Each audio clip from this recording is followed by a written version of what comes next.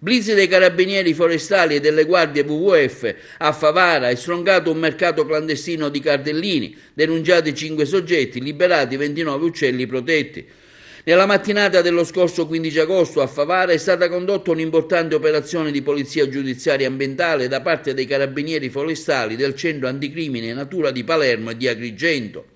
Nucleo CITES e delle guardie giurate zoofile e venatorie del WWF Sicilia, che ha avuto come finalità la tutela del patrimonio faunistico venatorio qualificato dalla legge come bene indisponibile dello Stato. In occasione della tradizionale fiera dell'agricoltura a Favara, che ogni anno si tiene a Ferragosto, i militari dell'Arma e le guardie del WWF hanno scoperto ben 5 postazioni abusive, tutte presidiate da altrettanti soggetti, successivamente identificati e denunciati a piede libero, ove si offrivano in vendita diversi esemplari di avifauna selvatica protetta, rinchiusi in gabbiette piccole o comunque in condizioni di grave sovraffollamento. Attorno a queste postazioni le guardie del WWF notavano un insolito concentramento di passanti che si fermavano presso le gabbie piene di uccellini. Alcuni passanti incuriositi si fermavano per guardarli e per conoscere il loro prezzo. Gli uccelli si dibattevano tra le sbarre nel tentativo di scappare, quindi è scattato immediatamente il blitz con il sequestro degli uccelli, tutti appartenenti alle specie cardellino,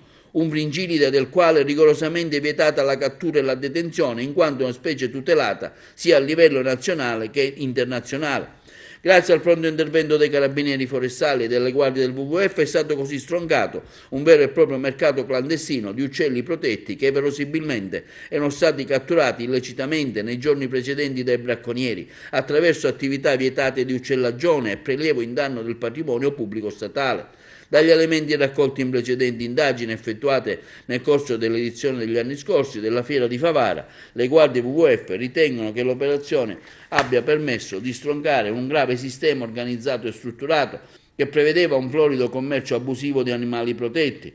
Al termine dell'operazione, i 29 cardellini sequestrati dall'Arma, dopo l'esame clinico da parte del veterinario del Servizio Sanità Animale dell'ASP di Agrigento, sono stati rimessi in natura in un luogo idoneo, d'intesa con l'autorità giudiziaria che ne ha autorizzato la liberazione. A carico dei 5 favaresi denunciati sono state contestate le ipotesi di reato degli articoli 648 727, che prevede la detenzione di animali in condizioni incompatibili punito con l'arresto fino a 1 anno e con l'ammenda fino a 10.000 euro del codice penale.